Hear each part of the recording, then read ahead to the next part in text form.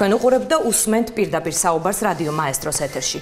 კომბლების რევოლუციის ანონსიდან არჩევნების პოპულარიზაციამდე. როდის იწყებს ამომრჩეველთა ლიგა აქტიურობას და რას ფიქრობს ის პრეზიდენტის გამონათქვამებზე. ყოფილი მინისტრი კონფლიქტების დარეგულირების საკითხებში და ამომრჩეველთა ლიგის წევრი გოგა ხაინდრავა იქნება პირდაპირი საუბრის მეორე სტუმარი. კოალიციის ყველაზე დიდი ნაკლი თავად ივანიშვილია. საზოგადოებისთვის საკმაოდ უცნობი პიროვნება, გაურკვეველი წარსულით, ბუნდოვანი პოლიტიკური ხედვით, დახურული ისტორიით, ასეთი შეფასება ახალი მემარჯვენეების ლიდერს ეკუთვნის. რატომ ფიქრობენ ახლები, რომ კოალიციის პრობლემა ივანიშვილია და რამდენად გაამართლა სტრატეგიამ რეგიონებში საარჩევნო კამპანიის წარმართვის შესახებ, ამის შესახებ მოусმინეთ პირდაპირ საუბარში ფიქრია ჩიხრაძეს.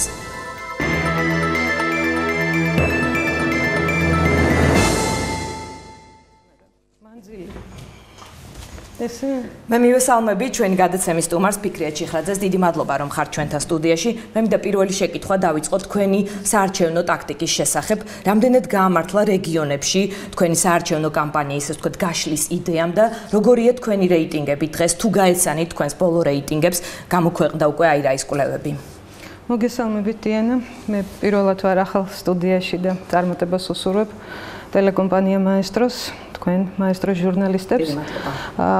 რაც შეეხება არის თუ არა ეს წინასაარჩევნო კამპანია, რასაც ჩვენ ახლა ვეწევით და მართლა ძალიან შრომად ტევად სამუშაოს შესრულების პროცესში ვიმყოფებით, იმიტომ რომ ძალიან ბევრ სოფელში ვიყავით საქართველოში, მაგრამ კიდევ უფრო მეტ სოფელში ვაპირებთ მისვლას და საერთოდ თვლით რომ არ არის ეს წინასაარჩევნო კამპანიის ნაწილი. არა, ჩვენ თვლით რომ წინასაარჩევნო კამპანია უშუალოდ ზაფხულში დაიწყება. ჩვენ ეს კამპანია, ფართომასშტაბიანი კამპანია ქართული სოფლისათვის გამოვაცხადეთ როგორც ჩვენი პოლიტიკური ძალის ერთ-ერთი მთავარი პრიორიტეტი, ერთ-ერთი მთავარი მიმართულება და ვთვლიდით რომ ეს აუცილებლად საჭირო იყო, იმიტომ რომ პოლიტიკურმა ბატალიებმა, მთელმა რიგმა პროცესებმა, ხელისუფლების აბსოლუტურად ეიფორიულმა და რევოლუციურმა მართვამ ქვეყნისამ, ოპოზიციის მუდმივ საპროტესტო რეჟიმში ყოფნამ რაღაცნაირად თითქოს ისე მოახდინა, რომ საზოგადოება განსაკუთრებით სოფლად რეგიონებში დატოვა პროცესებს მიღმა. და ჩვენ საკუთარ ასე ვთქვათ დანაშაულსაც ვგრძნობთ ამაში, იმიტომ რომ სიტუაცია არის ძალიან დიდი ამ ადამიანებთან. ამან შეცვალა თქვენი რეიტინგები, თქვენი ასე ვთქვათ ცნობადობა, ვინაიდან ძალიან დიდი ხნის პარტია ხართ. კი, ცნობადობის არანაირი პრობლემა არ არის, რაც შეეხება რეიტინგებს, რეიტინგი ეს ისეთი ყბადაღებული თემა გახდა. არჩევნებია წინ და ეს ძალიან არჩევნებია და ყველაზე კარგი სოციოლოგია დიანა, მე არ მეკუთვნის ეს ფრაზები, მაგრამ მე ამ ფრაზებს ვიმეორებ, იმიტომ რომ ბოლო არჩევნებმა ეს აჩვენა, რომ ერთს გვეუბნებოდა სოციოლოგია და სხვა იყო ხოლმე შედეგი. ასე იყო ადგილობრივი არჩევნების დროს, ასე იყო საპარლამენტო არჩევნების დროს და მე იმ სოციოლოგებისაგან, რომელთა აზრი მაინტერესებს, რომელთა აზრს პატივს ვცემ და მათთან მისაუბრე ამის თაობაზე და მომისმენია მათგანაც, რომ ერთგვარად საქართველოში ყველაფერი უცნაური ხდება. საქართველოში სოციოლოგიურმა კვლევებმა რეიტინგული თვალსაზრისით აშკარად, ასე ვთქვათ, დაკარგა თავისი დანიშნულება და წონა. იმიტომ რომ ადამიანები რატომღაც თვლიან და ალბათ ამას ბევრი ახსნა აქვს, რომ არ უნდა იყვნენ ასეთ სიტუაციაში გულწრფელები. ერთია რომ არიან თუ არა გულწრფელები, იცით როგორ არის? კვლევებს ზოგადად ვენდობით და ჩვენ იმ პოლიტიკურ ძალას წარმოვადგენთ, რომლებიც სოციოლოგიით ძალიან ხშირად სარგებლობს და აქტიურად სარგებლობს. კონკრეტულად პოლიტიკურ რეიტინგებში, რომელიც მე ვიტყოდი იმასაც, რომ ერთგვარ საჯილდაოც და სახმალაო თემათაც გადაექცა პოლიტიკურ ძალებს შორის, მე ვფიქრობ, ამ შემთხვევაში სულ სხვაგვარად გვაქვს საქმე და ისეთი ადამიანებიც კი ჩემდა გასაოცრად, ჩემი ახლობლები, ჩემი მეგობრები, რომლებიც მიტინგებზეც დადიან, დემონსტრაციებზეც, სოციალურ ქსელებში თავის აზრს ღიად გამოთქვამენ, რატომღაც უჩნდებათ პროტესტი, როდესაც მათთან ან რეკავენ, ან ვიღაც მიდის და სოციოლოგიის სახელით ეკითხება თავისი მოსაზრების დაფიქსირებას. მე არ ვიცი, ამას ბევრნაირი ახსნა აქვს. სანდო ესე ვთქვათ კვლევები თუ არსებობს, ან თქვენი პარტია თუ უკვეთავს. NDS კვლევის გამოცხადების შემდეგ თქვენი პარტიის ერთ-ერთმა ლიდერმა თქვა, რომ 1%-მდეა თქვენი რეიტინგი. წინ არის არჩევნები. გაქვთ თუ არა შანსი, რომ ბარიერი გადალახოთ და მოხვდეთ პარლამენტში? ხომ ეს არის პოლიტიკური პარტიის მიზანი? მოდი, კვლევები მისადმინდობას რაც შეეხება. ამ შემთხვევაში ჩვენ მკვლევარ ორგანიზაციებს კი არ უცხადებთ უნდობლობას. ჩვენ ვლაპარაკობთ საზოგადოებაში არსებულ ერთგვარ სინდრომზე, რომელიც რატომღაც დამკვიდრდა. მე არ ვიცი, ამას ეთყობა რაღაცნაირი ახსნა აქვს. ჩემთვის შეიძლება კონდეს რაღაცა ერთის მხრივ შიშის განცდა, მაგრამ ვერ ხსნი იმას, როცა ადამიანებს არსად არ ეშინიათ და აქ მაინც არ ამბობენ თავისას. ეს ეთყობა ერთგვარი პროტესტია, რომ რაღაცა პროტესტი უჩნდებათ, რომ ეს ხო არ არის შენიღბული სოციოლოგიის მეშვეობით ვიღაცა სხვა ორგანიზაცია, რომელსაც რაღაცა სხვა მიზნები ამოძრავებს და ასე შემდგომ. არ ვიცი, ამას ალბათ რაღაცა სხვა ახსნა ჭირდება, მაგრამ ერთია, რომ რეიტინგებმა არც ეიფორიაში არ უნდა ჩააგდოს არავინ და არც ასე ვთქვათ განსაკუთრებით პესიმიზმში. ჩვენ ამ შემთხვევაში ჩვენ სტრატეგიად ავირჩიეთ უშუალო ცოცხალი ურთიერთობა ამ მომრჩეველთან და ვთვლით, რომ ეს ასე ვთქვათ გაამართლებს 5%-მდე აწევს თქვენი პარტიის რეიტინგს. მე დარწმუნებული ვარ, რომ ეს პროცენტი ბევრად უფრო მეტი იქნება, მაგრამ 5%-მდე რომ ნამდვილად აწევს, ამის გარანტია ეხლა შემიძლია გითხრათ. დამარცხების შემთხვევაში ჩვენ 2 თვეა სულ ამ აქტიურ კამპანიაში ვიმყოფებით. ეს კვლევები ჩატარდა დაახლოებით კი არა 20 მარტიდან 6 აპრილის ჩათვლით. ჩვენ სულ 2 კვირისაც არ გქონდა დაწყებული, ასე ვთქვათ, ეს აქტიური კამპანია და რასაც შეეხება გამოჩენა ამ რეიტინგებში, მანამდე თუ სადღაც 1%-ის ფარგლებში ვიყავით, ახლა უკვე რეგიონებში 3-4%-ის ფარგლებში ვართ და მთელი საქართველოს მასშტაბით 2%. ეს არაფერს არ ნიშნავს ამ წუთში და რა თქმა უნდა ჩვენთვის არ არის დამაკმაყოფილებელი 2%. ჩვენთვის ეს არაფერს არ ნიშნავს, ამიტომ არ ვლაპარაკობთ ამაზე, მაგრამ ერთგვარი დინამიკა თუნდაც იმ ასე ვთქვათ 1-2 კვირის განმავლობაში გაჩნდა და კიდევ ვიმეორებ, ჩვენ ამ შემთხვევაში ძალიან დიდი იმედი გვაქვს და მეცაც გეტყვით, ჩვენს გარდაუვალ მოვალეობად მიგვაჩნია ის, რომ ადამიანებთან უშუალო ცოცხალი ურთიერთობა აღდგეს. კიდევ ვიმეორებ, პოლიტიკოსები ძალიან გავერთეთ წლების განმავლობაში, ერთმანეთთან კონსულტაციებში, ერთმანეთთან კინკლაობაში, ერთმანეთთან ასე ვთქვათ დაუმთავრება. დაგვავიწყდა ხალხი, მოდი რა პირდაპირ ვთქვათ და მე ვფიქრობ, ეს არის მთავარი ნაკლი და ამ ნაკლს ყოველ შემთხვევაში ჩვენ დაწილად შევეცდებით, რომ ნამდვილად გამოვასწოროთ. აცხადებს, რომ დამარცხების შემთხვევაში პოლიტიკიდან წავა. ის მხოლოდ წავა როგორც ლიდერი თუ პარტია ზოგადად პოლიტიკაში ყოფნის აზრს ვეღარ დაინახავს საპარლამენტო არჩევნებში თუ ვერ გადალახავთ ბარიერს და ვერ მოხვდებით. მოდი ასე ვთქვათ, დიანა, რომ ახალი მემარჯვენეები არის 10 წლის პოლიტიკური ძალა და ჩვენ ამ წლების განმავლობაში რამდენ არჩევნებშიც მიგვიღია მონაწილეობა, მათ შორის რევოლუციის შემდგომ ეიფორიის პირობებში, როცა არავის არ ეგონა, რომ რომელიმე პოლიტიკური ძალა მოხვდებოდა პარლამენტში, იმხელა იყო მიხეილ სააკაშვილის ადმინდობა მაშინ იმ პერიოდში.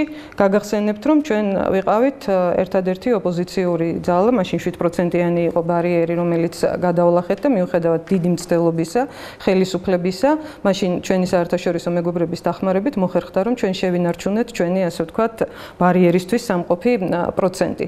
არ ყოფილა არც ერთი არჩევნები, როდესაც ჩვენთვის ეს პრობლემა ყოფილიყოს. მე დარწმუნებული ვარ, რომ ეს არჩევნებიც ნამდვილად არ იქნება პრობლემა, თუმცა რა თქმა უნდა არის საეტაპო არჩევნები, როგორც ქვეყნისთვის, ისე პოლიტიკური სპექტრისთვის, ისე ახალი მემარჯვენეებისთვის და მე ძალიან დიდი იმედი მაქვს, რომ ამ შემთხვევაში ახალი მემარჯვენეები ჩვენ თავსაც და ქართულ საზოგადოებასაც დაუმტკიცებთ, რომ ახალი მემარჯვენეები არის პოლიტიკური ძალა, რომელიც აუცილებლად უნდა იყოს ქართულ პოლიტიკაში. ცუდი გამოცდილება გაქვთ კოალიციების, ამას თქვენი პარტიის ლიდერები და თქვენც თავად აცხადებთ ინტერვიუებში.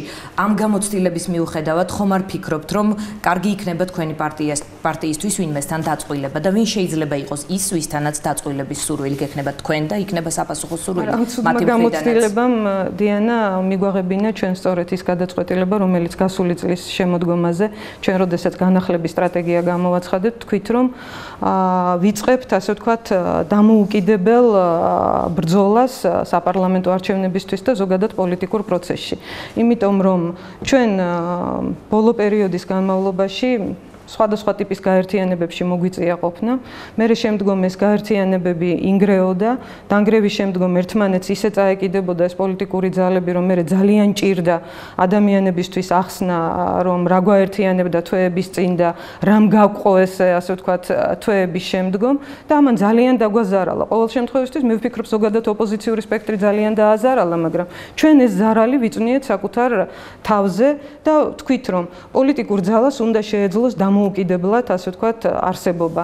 დამოუკიდებლად დამტკიცება საზოგადოებისთვის, რომ მას შეუძლია წარმატების მიღწევა.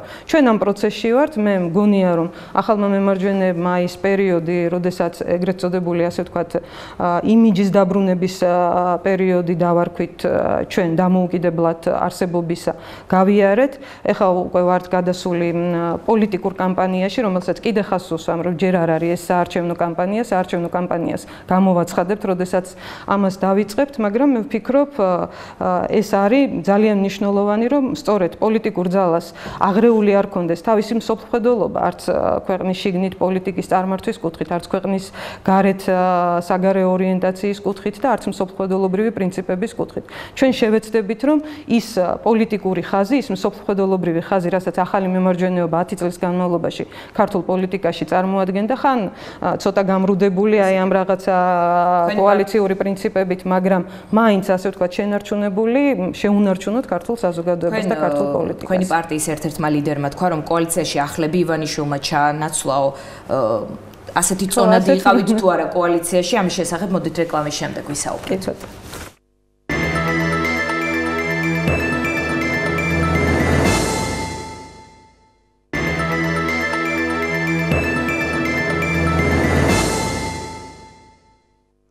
პირდაპირ საუბარი ისევ ეთერშია, ჩვენი გადაცემის სტუმარია ფიქრია ჩიხრაძე. ქალბატონო ფიქრია, გავაგრძელოთ საუბარი. თქვენი პოლიტიკური პარტიის ბოლო პერიოდის მედია აქტიურობის მთავარი თემა ეს არის ივანიშვილის პერსონა. დღეს დავით გამყრელიძემ ინტერვიუ მისცა ერთ-ერთ სააგენტოს და თქვა, რომ ეს არის საზოგადოებისთვის საკმაოდ უცნობი პიროვნება, გაურკვეველი წარსულით, ბუნდოვანი პოლიტიკური ხედვით დახურული ისტორიით. თქვენც თავად თქვით, რომ ის არის პოლიტიკური მონსტრი.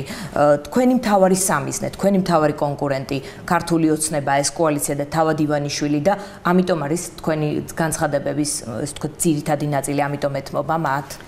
დიანა, მოდი ასე ვთქვათ, ჩვენი განცხადებების და ჩვენი პოლიტიკური აქტივობის ძალიან დიდი ნაწილი, თითქმის 95% ეთმობა ამ ეტაპზე ქართულ სოფელს და საქართველოს სოფლებში დაგროვილ პრობლემებს. რაც შეეხება აი ამ ამონარიც, რაც თქვენ მოიტანეთ, ეს არის ჟურნალისტის შეკითხვაზე პასუხი. როდესაც ჟურნალისტები კითხულობენ ამ თემაზე, ახლა ჟურნალისტის შეკითხვა არ გულისხმობს პასუხს, რომ ის არის უცნობი პიროვნება არა, მოდი ასე ვთქვათ, პოლიტიკური თვალსაზრისით, როდესაც გეკითხებიან, შენ უნდა უპასუხო, თორე ჩვენი ინიციატივით არასოდეს არ დაგვიწყია, ასე ვთქვათ, საუბარი ბიძინა ივანიშვილის პერსონაზე, იმიტომ რომ მე ვფიქრობ და დასაწყისში სწორედ ამაზე ვთქვი, რომ პოლიტიკა რატომღაც ჩვენ გონია ის, რომ ამ ეტაპზე ყველას გონია, რომ ბიძინა ივანიშვილის ქმედებები უნდა შევაფასოთ აუცილებლად, გუშინდელ ეტაპზე გვეგონა, რომ ქრუაშვილის უნდა შეგვეფიქრა პოლიტიკოსები იმ შეკითხვის პასუხობენ, რომელსაც მას ჟურნალისტები უსვამენ. ამ შეკითხვებსაც დიანა და ბუნებრივია, არ გაურბივართ ამ შეკითხვებს და შესაბამისად პასუხობთ ხოლმე და აქტუალური ხდება ეს, მაგრამ მე გული მწყდება ხოლმე იმაზე, რომ ჩვენ გონია, რომ იგივე სოფლის თემაზე, ხო, მე მგონია, რომ ყველანი ვაკლებთ. პოლიტიკოსები ხო ვაკლებთ, მე ვთქვი თავის დროზე, როცა ეს გადაცემა დაიწყო ამის თაობას და სხვა დროსაც ბევრჯერ აღმინიშნავს, მაგრამ ჟურნალისტებსაც, საზოგადოებასაც გონია, რომ ამაზე თუ არ ლაპარაკობ, ამაზე თუ ლაპარაკობ, ეს პოლიტიკა არ არის. და მე ვფიქრობ, ყველაზე მთავარი პოლიტიკა არის ეს და ჩემ შეკითხვაზე, ვინ არის თქვენი სამიზნე? ამჯერადაც არანაირად არ გავექცევი დიანა, მაგრამ კიდევ ვიმეორებ და ვიტყვი 1000-ჯერ ამას, რომ ძალიან მნიშვნელოვანი იქნებოდა თუ კი ჩვენ უფრო მეტ ყურადღებას დაუთმობდეთ იმას, რაც ადამიანებს უშუალოდ ეხებათ და აწუხებთ. კი ბატონო, ეს გაინტერესებთ. მე ნამდვილად გიპასუხებთ და არც არასოდეს არ გავქცევი ვარ არანაირ შეკითხვას. მოდი გავყოთ ერთმანეთისაგან ბიძინა ივანიშვილი, რომელიც იყო 2011 წლის შემოდგომამდე და მისი იმიჯი და 2011 წლის შემოდგომის შემდგომ და დღევანდელ დღემდე. როგორც პოლიტიკოსი ბიძინა ივანიშვილი ჩვენთვის ნამდვილად უცნობია და მან თავი გაგვაცნო რამოდენიმე ინტერვიუთი, რამოდენიმე გამოსვლით, ხშირ შემთხვევაში უხერხულ მდგომარეობაში იგდებდა თავის თავს და მე ამის, ასე ვთქვათ, გამოსწორება უხდებოდა, თუ გნებავთ ამის კონკრეტულ მაგალითებსაც ჩამოგიტვლით. თან მინდა რომ ჩაგეკითხოთ, მე გკითხეთ, თქვენი სამიზნე ვინ არის თავარი? ივანიშვილი თუ სააკაშვილი, ვინაიდან ბოლო პერიოდის თქვენი, ესე ვთქვათ, რიტორიკიდან და განცხადებებიდან ხელისუფლების კრიტიკა გადაფარულია ივანიშვილის კრიტიკით. მოდი ასე ვთქვათ, დიანა, ვერაფრით ვერ დაგეთანხმებით ამაში, იმიტომ რომ ჩვენ როდესაც სოფლებში დავდივართ და სოფლიდან განცხადებას ვაკეთებთ, შეიძლება ეს ხშირად არ შუქდება, მაგრამ როცა შუქდება, ეს არის უმწვავესი პრობლემები, რომლებიც ხელისუფლების ბოლოდროინდელ 8 წლიან მოქმედების შედეგებს ეხება და ეს არის უმწვავესი აგენტოების მეშვეობით. კი, და მე ვფიქრობ, თქვენ დაინახავდით, რომ ჩვენ სოფლებში ივანიშვილზე არ ვლაპარაკობთ, ჩვენ სოფლებში ვლაპარაკობთ სააკაშვილზე, მის ასე ვთქვათ, მიერ შექმნილ სიტუაციაზე სოფლის მეურნეობაში, ჯანდაცვაში,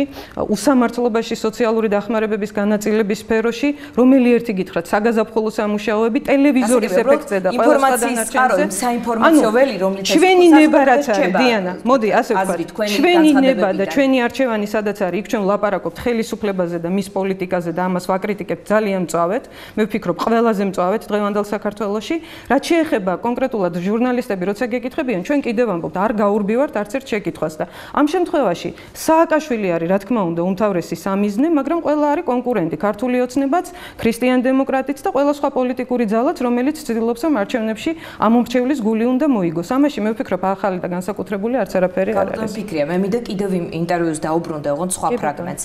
დღეს თქვენი პარტიის ლიდერი მინდია გულუასთან დაკავშირებით ამბობს. ამ ადამიანის სახელი და გვარი მაშინ გავიგე, როცა მისმა დამ პარტია დაარსა. ვიცი რომ საქართველოს ერთიანობისთვის იბრძოდა, აქვს ფული და უნდა რომ ქვეყანას დაეხმაროს. მე მას წარმატებას უსურვებ. თუ რუსეთში მოღვაწე ბიზნესმენს უსურვებ წარმატებას, მაშინ რატომ უწოდებთ ივანიშვილს რუსულ პროექტს, რომელიც სპეცსამსახურებთან კავშირის გარეშე ვერ გამდიდრდებოდა? ესეც არის ციტატა თქვენის მიერ გაცემული ინტერვიუებიდან, რომელიც ასე თუ ისე პოლიტიკური განცხადებების ასე ვთქვათ განვითარებას ადევნებს თვალს. მე შეგახსენებთ, როდესაც ივანიშვილი გამოჩნდა, ზუსტად ანალოგიური დამოკიდებულება გამოვხატეთ და ვთქვით, რომ ჩვენ მივესალმებით მის პოლიტიკაში გამოჩენას და იმედი გვაქვს, რომ ის პოზიტიურ როლს შეასრულებს ქართულ პოლიტიკაში. შეგიძლიათ ნახოთ, როდესაც პირველი ასე ვთქვათ განაცხადი გაკეთდა მისი მხრიდან, ჩვენი რეაქცია იყო ასეთი.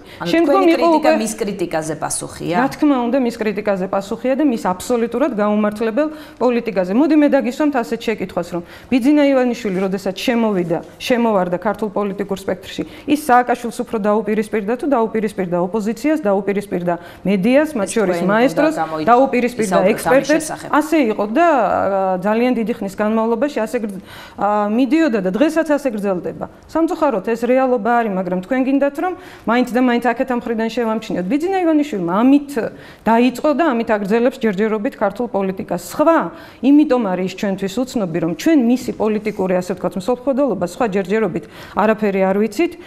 პარტიის ასე ვთქვათ დაფუძნებაზეც ანუ შეფასება რომ ის არის რუსული პროექტი, ეს არის გაბრაზებული ნათქვამი თქვენის მხრიდან. ჩვენ თქვით ასეთი რამ დიანა.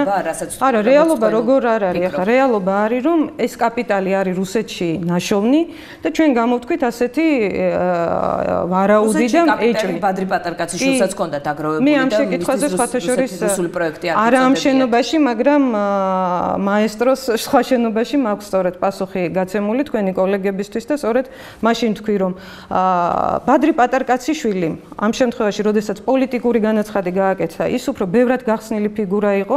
ელემენტარულად არსებობდა ტელეკომპანია იმედი, არსებობდა მერდოკი, რომელთან ერთადაც მოლაპარაკება მიდიოდა და ასე ვთქვათ ტელეკომპანია იმედი წმინდა დასავლური პროექტის და დასავლური ყაიდის ასე ვთქვათ მოცემულობად ყალიბდებოდა და უმნიშვნელოვანესი რამ იყო მაშინდელ საქართველოში.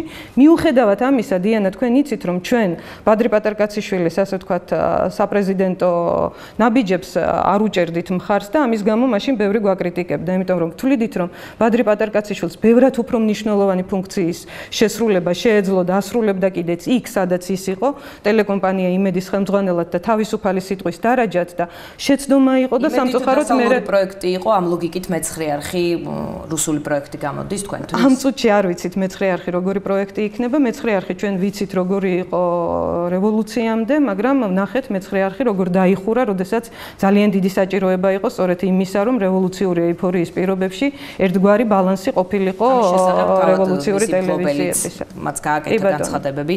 თქვენ ასევე თქვით, რომ ივანიშვილი სააკაშვილის გავსად. არა, დამიმთავრებია და თქვით ასეთი რამ, რომ ერთია პოლიტიკაში როგორი მოღვაწეებს ბატონი ივანიშვილი და ამას მომავალი გვაჩვენებს. ჯერ არ უჩვენებია მის ასე ვთქვათ პოლიტიკაში შემოსვლას ეს, მაგრამ მეორეა ვთქვით, რომ რუსული გავლენისაგან, რუსული პოლიტიკური გავლენისაგან რუსული კაპიტალი არ არის თავისუფალი და ვინც მოინდომა გათავისუფლება ის ადამიანები უსურვეთ ქვეყნის ერთიანობისთვის საქმეს და პოლიტიკაში ასევე უსურვეთ დიანა ბატონ ივანიშვილს თქო გითხარით მისი მოღვაწეობის გარიშრას თქვენ თქვით რომ ის სააკაშვილის მსგავსად გთავაზობთ ერთპარტიულ პარლამენტს და რომ კოალიცია არჩევნების შემდეგ დაიშლება თუ თქვენს ლოგიკას მიუყვებით კოალიცია რამდენიმე პარტიისგან შედგება და თუ ის არჩევნების შემდეგ დაიშლება და ის რომ პარლამენტში მოხდება ყველა კვლევა ადასტურებს გააჩნია როგორ ავტომატურად გამოდის რამდენიმე პარტია არ მეთანხმებით? მეთანხმებით და ანუ ეს ერთპარტიულობისგან დასწვევა არ არის? არა, მოდი ასე ვთქვათ რომ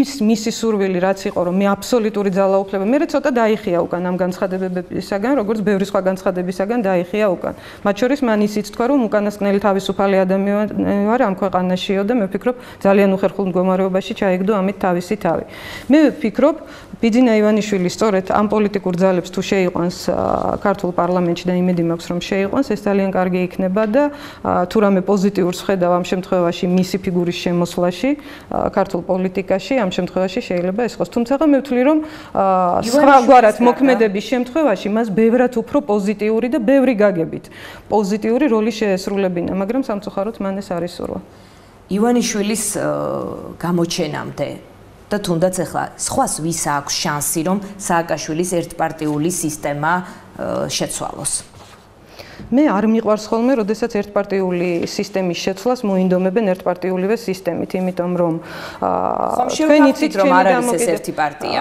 ეს არის რამდენიმე პარტიის გაერთიანება. ჯერჯერობით ჩვენ არ გვინახავს სია როგორი იქნება, ჩვენ არ გვინახავს კონფიგურაცია როგორი იქნება ამ შემთხვევაში, რამდენი იქნებია წარმოდგენილი ამ პარტიების წარმომადგენლები. ეს ყველაფერი გამოჩნდება, მაგრამ მე კიდევ ამბობ, ყველა შემთხვევაში კარგია რომ ისეთი პოლიტიკური ძალები, რომლებიც მინიმუმ დასავლურ ორიენტაციაზე არიან ორიენტირებულები და იმედია რომ ამ მხრივ არაფერი შეიცვლება, იქნებიან წარმოდგენილი პოლიტიკურ სპექტრში, იმიტომ რომ ამ მხრივ რუსულ პროექტ თუ ეს რუსული პროექტია.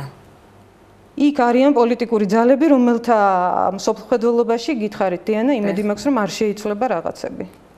გასაგებია თქვენ თქვით რომ მე მგონი გავეცი შეკითხვას პასუხი დაგჭათ განცდა რო არ გავეცი. კიდევ მაქვს ერთი შეკითხვა. თქვენ თქვით რომ მისი მთავარი რესურსი არის ფული. რა არის ამაში ცუდი? ანუ სულ ოპოზიცია საუბრობდა იმის შესახებ რომ უსახსრობა უფინანსობა იყო მისი მთავარი ერთ-ერთი მთავარი პრობლემა და თუ ეხლა ეს პრობლემა გადაჭრილია, ვთქვათ რა არის ეს ცუდი? რა არის ამაში ცუდი? მოდი ასე ვთქვათ რომ ამ შემთხვევაში ძალიან კარგია, როდესაც ფინანსური ბალანსის განცდა ჩნდება ოპოზიციის მხარეს, იმიტომ რომ ხელისუფლება ამდენ ხანს გვთავაზობდა ყველა მხრივ ცალკარში თამაშს, მათ შორის ფინანსური თვალსაზრისითაც ცალკარში თამაშს. ეს ძალიან კარგია, როცა ფინანსური ბალანსი ჩნდება, მაგრამ არ უნდა ჩნდებოდეს ის, რომ მხოლოდ ფულით შეიძლება ყველაფრის ყიდვა, ყველაფრის მიღწევა და ამ შემთხვევაში სამწუხაროდ ბიძინა ივანიშვილმა თავად დაამკვიდრა ასეთი განცდა მის გარშემო და მე ვთქვი კიდეც ერთ ჩემს წერილში. უნდა რომ ის კოალიციაში ახალი წევრები იყვნენ. მე ვთქვი დიანა ჩემს წერილში, იმედი მაქვს თქვენ განათლებული ჟურნალისტი ხართ და ეს წაკითხული გექნებათ, რომ მან თვითონ შექმნა ისეთი სიტუაცია, როდესაც მთავარი უპირატესობაც და მთავარი ნაკლიც მისი აღმოჩნდა ფინანსები, იმიტომ რომ მან დაიწყო თავიდანვე ყიდვა-გაყიდვაზე ლაპარაკი, მან დაიწყო თავიდანვე დიდი ოდენობით თანხის შეთავაზებაზე ლაპარაკი და სამწუხაროდ ასე გაგრძელდა მერე შემდგომშიც და რაც ყველაზე ცუდი არის, მან შემოიტანა ცუდი თემა, რომელიც მე ძალიან არ მომწონს, ასე ვთქვათ, ერთგვარი გუნდებს შიგნით ღალატის წახალისებისა, რომელიც თუ ჩვენ არ მოგწონს სააკაშვილის შემთხვევაში და ეს არავის არ მოგწონდა, მე მგონი არ უნდა მოგვეწონოს არც არავის შემთხვევაში და ამ შემთხვევაში მე ძალიან უწუნებ ამ ტაქტიკის შემოტანას ბატონ ივანიშვილს ქართულ პოლიტიკაში. რუიანთან დაკავშირებით, რუიანიდან თქვენს წამოსვლასთან დაკავშირებით ძალიან ბევრი ეჭვები და განცხადებებია, მაგრამ არ მინდა გავუყვეთ, იმიტომ რომ ჩვენი დრო ამოიწურა. მე მინდა წარმატება გისურვოთ და დიდი მადლობა გითხრათ რომ მოგწანდით. რამდენიმე წუთში რეკლამის შემდეგ გოგა ხაინდრავასთან ერთად დავბრუნდებით.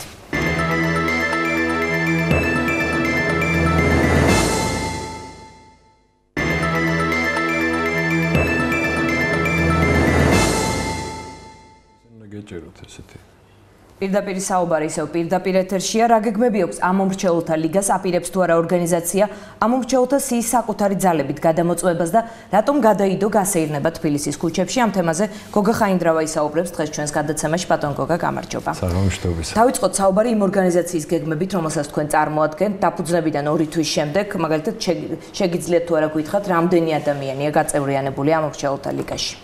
მე ვფიქრობ, ამას რაოდენობრივად მნიშვნელობა არ აქვს. მთავარი არის ის, რომ ეს ორგანიზაცია ძალიან გამოცდილი ადამიანებით არის დაკომპლექტებული. ჩვენ გვაქვს ძალიან დიდი გამოცდილება არჩევნებში მონაწილეობის მიღების. ჩვენ ყველა ფანდი ვიცით, ყველა ის ხერხი ვიცით, ჩვენ ვიცნობთ კონკრეტულად ყველა იმ ადამიანს, ვინც მონაწილეობს იმ სიყალბეში, რასაც არჩევნებს ეძახიან საქართველოში. კოორდინატორები, ზონდერები, დამკვირვებლები თვითონ ის ძველი ბიჭები, რომელიც დგანან საარჩევნო უბნებთან და შესაძლებლობას არ აძლევენ მოქალაქეებს, რომ თავისი ნება გამოავლინონ და უამრავი ის, ასე ვთქვათ, შრე, რომელიც დაგებულია ნაციონალების მიერ იმისთვის, რომ ქართულ ხალხს არ კონდეს არჩევანის საშუალება, თავისუფალი არჩევანის. ეს არის ძალიან დიდი გამოცდილება და მინდა გითხრათ, თუ საუკეთესო ძალები, ვისაც ეს გავლილი აქვს, ეს ასე ვთქვათ, უბედურება, ეს ომი შეკრებილი არის ამ ორგანიზაციაში და ეს ბევრად უფრო დიდი სიმდიდრეა, ვიდრე რაოდენობრივი მაჩვენებელი.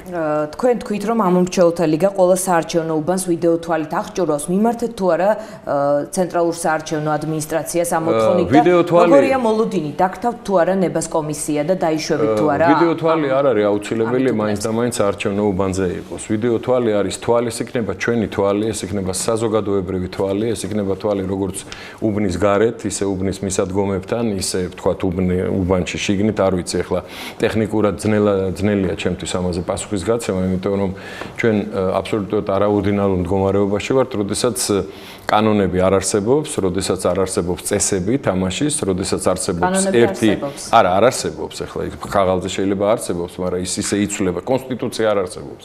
ამ ქვეყანაში კვირაში ერთხელ ცვლიან და ახლა იმაზე ლაპარაკი შეიძლება სააკაშვილმა მოინდომოს, რომ მიიღონ გადაწყვეტილება, რომ გაამათრახონ ყველა ის ადამიანი, რომელიც არ მიცემს ნაციონალებს ხმას და ამას შეასრულებენ. მოინდომებენ ყოველ შემთხვევაში. ამიტომ ამის გათვალისწინებით ჩვენ ძალიან ძლავ სტრუქტურას ვაშენებთ, უბრალოდ ის აშენებული იყო წლების მანძილზე, უბრალოდ ჩვენ ახლა მონტაჟს ვაკეთებთ თავიდან და მინდა გითხრათ, რომ დაკვირვება იქნება ტოტალური.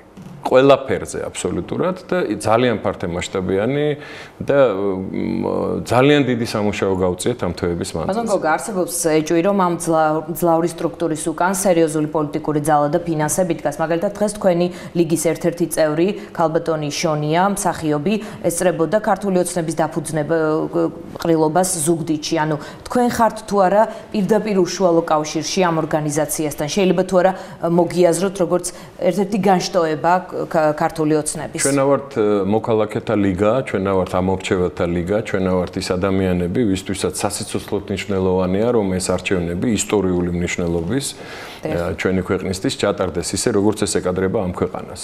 ჩვენ ვართ ყველანი მოქალაქეები, ამომრჩევლები და ჩვენი პოლიტიკური სიმპათია, ანტიპათიები არ არის ერთმანეთთან შეთანხმებული. ქალბატონ ნანა შონიას, ისევე როგორც გოგა გუნცაძეს, ლევან ჩიკვაიძეს, გოგა ხაინდრავას თუ ნებისმიერ წევს აქვს უფლება კონდეს თავისი პოლიტიკური სიმპათია. რა თქმა უნდა, ეს მისი არა ყრილობაზე, არის ყრილობაზეც თუ დაგპატიჟებენ და კონცერტზეც და რა ვიცი, სუფრაზეც. ეს არ არის ის, ასე ვთქვათ, წინაღობა, რომელმაც შეიძლება შეაჩეროს ან რაღაცა ეჭვი დაბადოს, ან კითხვის ნიშანი დასვას იმ ადამიანთან, ვისაც წესიერი არჩევნები უნდა. ჩვენ არა ვართ პოლიტიკური ორგანიზაცია, ეს არის არასამთავრობო ნებაყოფლობითი გაერთიანება ადამიანების, ვისთვისაც ძალიან მნიშვნელოვანია თავისუფალი არჩევანი, რომელიც ღმერთმა უბოძა ადამიანებს. მე მინდა თუ ეს შეკითხვა მაყურებელს აქვს, აქვე მოვრჩეთ ძალიან მოკლედ 28 აპრილის გასეირნება თბილისის ქუჩებში, რატომ ამოიღეთ ეს ვთქვათ ეს ღონისძიება? იმიტომ რომ ამ ეტაპზე ის სამუშაო, რომელსაც ჩვენ ახლა ასრულებთ, მინდა გითხრათ, რომ ახლა ხან დაუბრუნდით აი კვირის დასაწყისში მე და კოკა გუნცაძე ვიყავი და მოვიარეთ 7 ქვეყანა.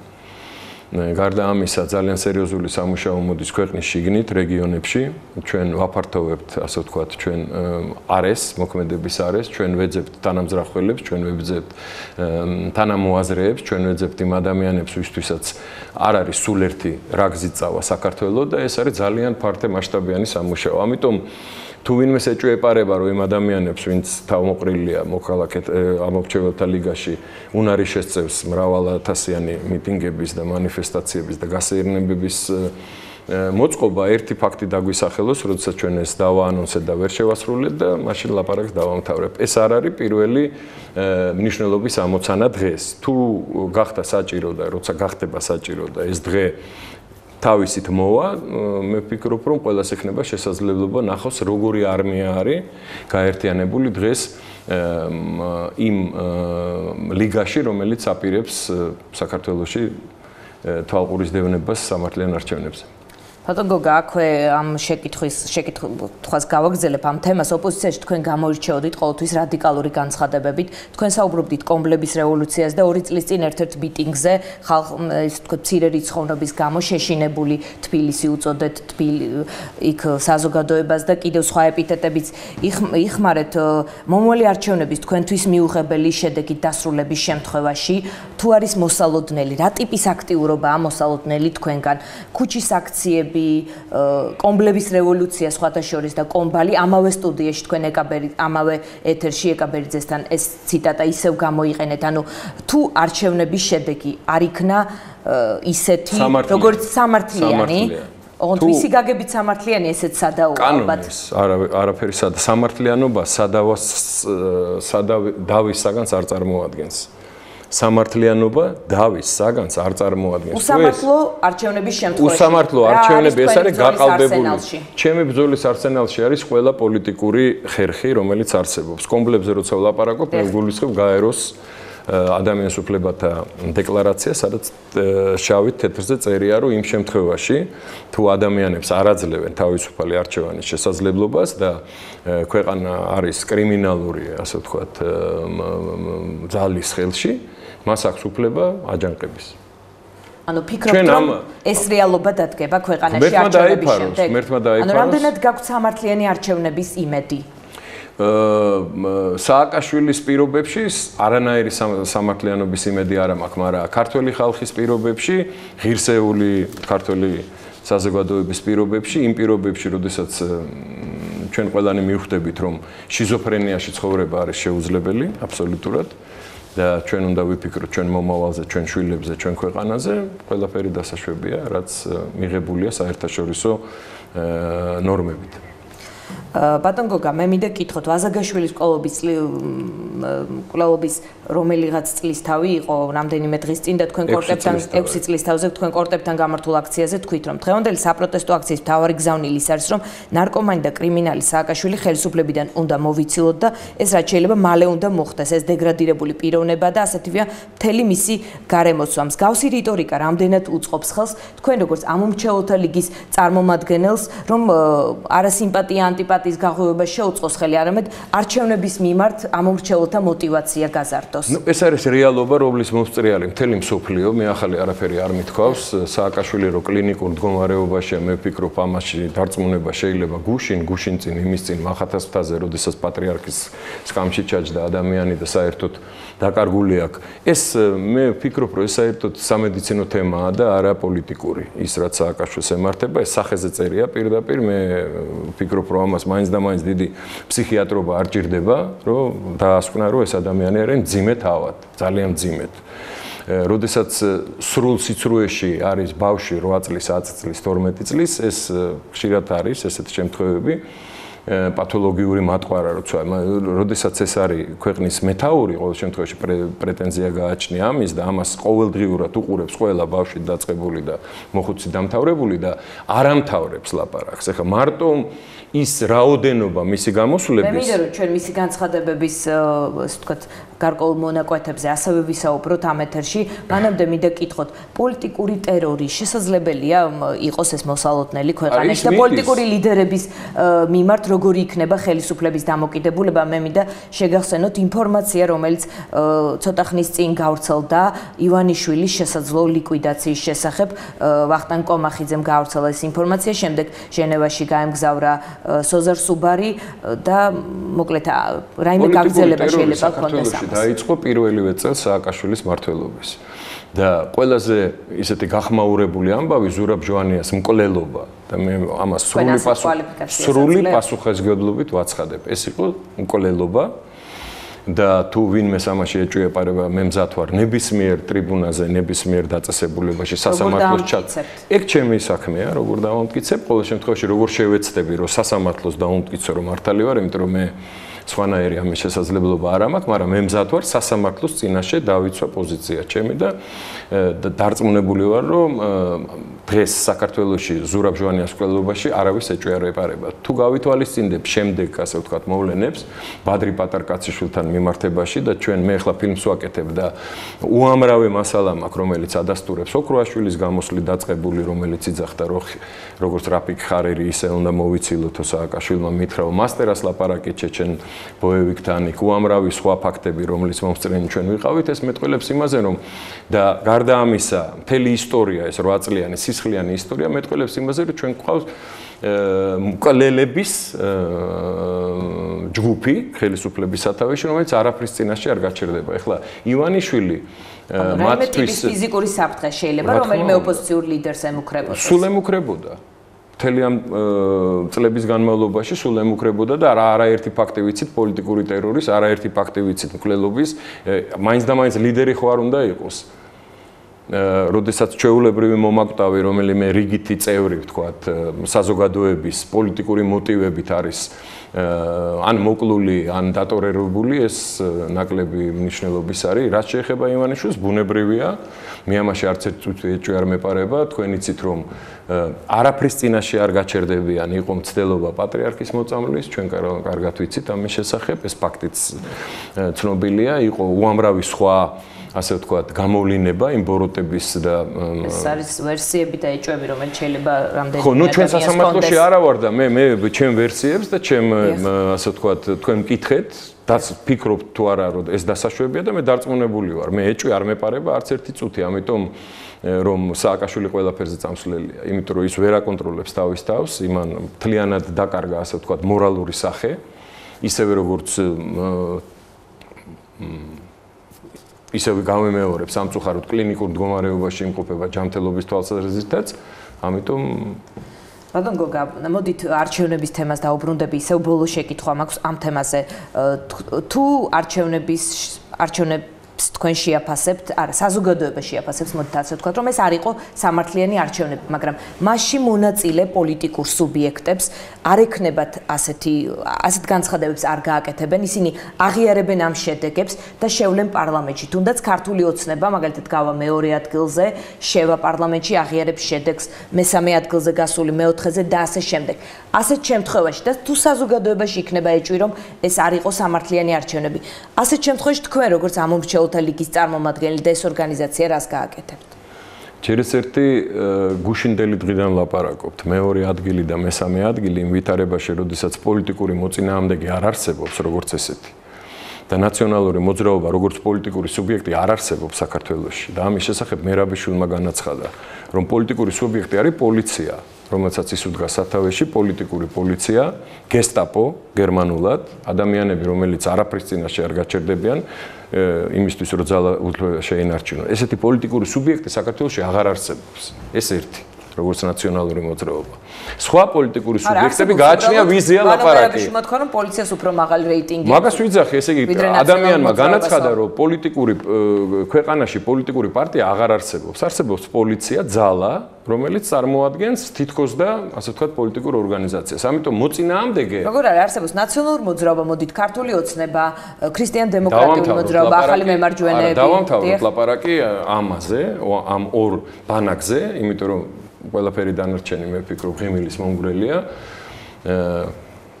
ეს არის რეალობა. დღეს არის ორი პოლუსი. აქეთ არის ვანო მერაბიშვილი, თავისი პოლიციით, რომელიც დღეს ნაციონალურ მოძრაობად არის გადაქცეული, იმ კაციჭამიებით, ბარბაროსებით, ვისაც ძალიან მაგარი გონიათ თავისი თავი და ცდებიან ძალიან ამაში და მეორე მხარეს არის ქართველი ხალხის ოცნება, იმედი, რომელიც გაჩნდა საქართველოში მას მერე რაც ვთქვათ, ბიძინა ივანიშვილი გამოჩნდა პოლიტიკურ ასპარეზზე და შექმნა პოლიტიკური ძალა მიუხედავად იმისა, მოგწონს თუ არ მოგწონს, გვესიმპათიურება თუ არა, გვაქვს თუ არა იქ რაღაცა კითხვები და გვაქვს თუ არა პასუხები იმ ძალებთან, ვინც მის გარშემო არის გაერთიანებული, მაგრამ ამ შემთხვევაში ნამდვილად ორი პოლუსია. სხვა ძალა არ არსებობს და ის, როდესაც ბიძინა ივანიშვილმა თქვა, რომ ის შუა უნდა გაიკრიფოს, ეს იმას კი არ ნიშნავდა, რომ წელით უნდა გაიკრიფოს. ის ბუნებრივად გაიკრიფება, იმიტომ რომ ალტერნატივა არ არის. არის ორი პოლუსი, თეთრი და შავი. შუაში დგომა შეუძლებელია, ნაცრისფერი პოლუსი არ არის, ფერი არ არის საერთოდ.